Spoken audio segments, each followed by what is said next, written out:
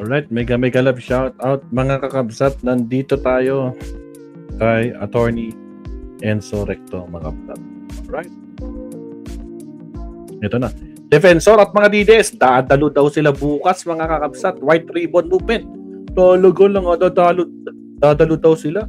Hindi nila alam yung rally bukas ng White Ribbon. Pananagot dito kay Sara Duterte. Ay, Diyos ko po. Sige, pakinggan natin. Attorney Enzo Recto, pasok.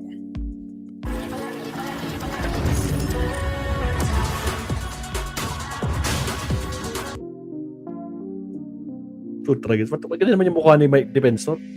Iyak na ba? Diyos ko po. 8 minutes lang to, mga absat. Alright, here we go. Wala nang maraming paligoy-ligoy pa. Diretso sa punto na. Maiksi lang ang komentaryo, pero diretso sa punto. Maraming kuro-kuro. May tiwali, may totoo. Dito, sa puntong diretso tayo. Punto, diretso. O mga kabunyog, si Mike Defensor nagdeklara, nag-post, a-attend daw siya, dadalo daw siya doon sa gaganaping White Ribbon Movement Rally sa June 28 sa EDSA People Power Monument.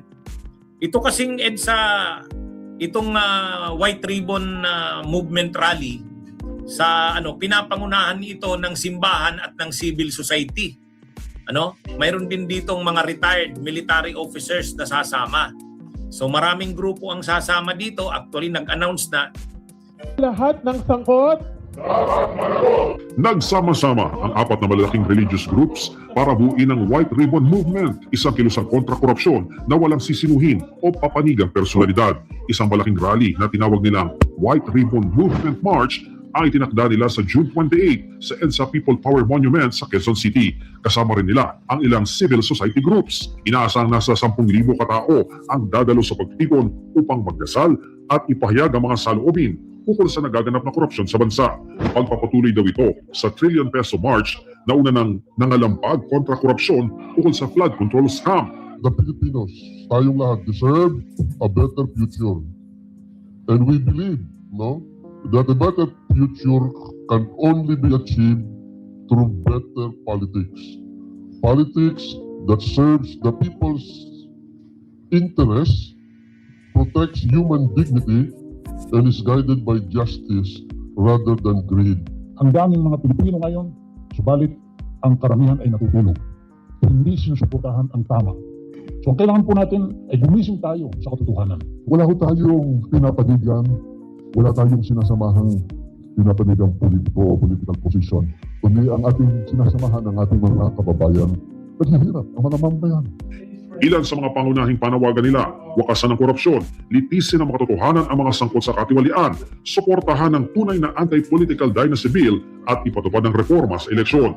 Ayon sa mga grupo, ang paghahanap ng pananagutan, walang pinipiling kulay, kailangan lahat ay singilin at walang pagtatakpan. Pero paano kung may magpuntang politiko sa kanilang pagtitipon? We will not be inviting personalities na mga nasa politika sa taas ng entablado. ngayon sasakayan nila Defensor at saka ng mga DDS. Nakita ko yung United People's Initiative nila retired General Romeo Pocis.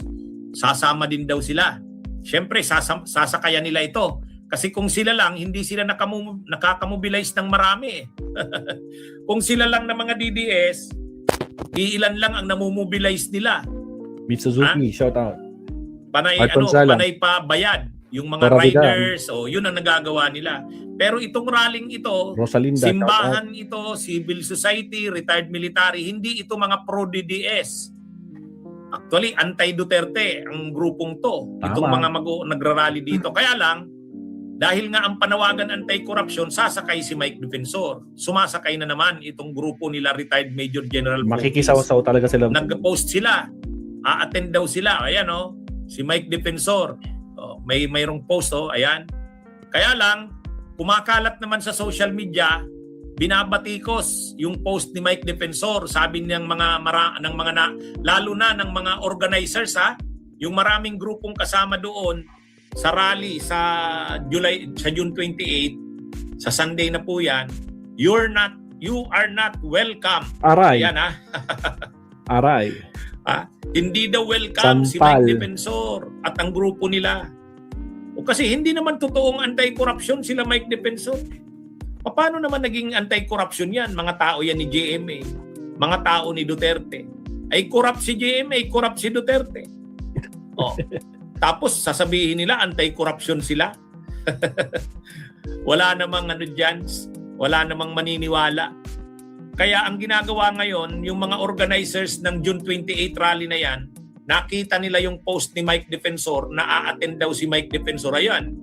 Ikaw, may plan B ka na ba? Start your plan B today with BDO Live. Again, sa mga bagong pasok, huwag kalimutang like and subscribe tayo mga kabsat. Baka naman, salamat. Na ano, you are not welcome. O, yan yung ginagawa ngayon ng mga DDS. Ay, ng mga DDS. Ng mga organizers ng rally na yan sa June 28. Hindi welcome sila Mike Defensor. Hindi welcome yung grupo nila. Actually, attorney, ganyan din yung nangyari. Maalala nyo guys, no? Nung biglang sumipot si Manong Chabit, di ba? Sa EDSA. Pinagtatawanan siya, sinisisigawan siyang magnanakaw, di ba? Alis dito, alis ka. Talagang bagat na mangyari ka na Mike Defensor, Diyos ko po Lord Rudy. Kaya nga itong rally bukas, itong white ribbon na rally bukas, talagang ito sa mga corrupt tulad ni Linus Tay. Diyos ko po. Retired Major General Pokis, yung United People's Initiative. Kasi nga, anti-corruption yung rally. Pero syempre, kapag sumama ka sa rally na hindi ka naman totoong anti-corruption, sumasakay lang kayo, hindi ka welcome doon. Dapat yung totoo. Ay, halimbawa, sila Mike Defensor, tao yan ni Gloria. O paano niya masasabing anti-corruption siya? Sila yung nagtanggol ng mga korupsyon ni Gloria. Tapos Agree. ngayon, pro Duterte sila, pro Sara. O paano nila masasabing anti-corruption sila? O, Crazy. wala yan. Sasakay lang sila dyan Tama. kasi gusto nila Dumami sila. palabasin na maraming tao. Sila kasi wala silang maraming taong Nilalangaw namobilize. sila. Ang makakapag-mobilize ng maraming tao, itong simbahan at saka itong civil society. Kaya yung a-attend sa rally sa July 28, hindi yan mga tao nila Mike Defensor. At sila Mike Makikisawsaw lang. Defensor, mayroon silang mga vloggers, mayroon silang mga trolls, ikakalat nila dyan na kasama yung mga DDS sa rally na yan. Kaya tama lang. Ngayon may nakikita na ako. May mga post na yung mga organizers. Sabi nila, hindi welcome. O yan hindi welcome sila Mike Defensor. Tama yun. Itakwil sila dyan. Kasi hindi naman sila totoong anti-corruption. Paano naman naging anti-corruption? Sila Mike Defensor, pro Gloria Arroyo yan. Nung panahon, sila pa nga ang nagtanggol ng korupsyon ni Gloria. Tapos ngayon, anti-corruption ka pero ayaw mong ma-impeach si Sara na napaka-corrupt. Kung anti-corruption ka, okay, i-expose mo yung corruption umano nila Saldico at sa kanila Romualdez, okay yun. Pero, bakit yung sa Duterte? Hindi ba corrupt ang mga Duterte? Kaya yun? Walang maniniwala dyan sa grupo na yan nila Mike Defensor. Tama Wala lang talaga. na hindi sila welcome. Okay, mga kabunyog, mga kawayan, magandang araw sa inyong lahat. Alright. Salamat, attorney. Actually, meron pa yung isa, yung Makata. Makata ng bayan pa yun. Pinagkakalat niya na, yun, marami daw sila bukas, sasapunta daw sila doon. Putragis. Nakalimutan niya, Diyos ko Lord, yung rally na yan, sa mga corrupt tulad ni Lustay. Putragis, talaga gusto nila makisawsaw.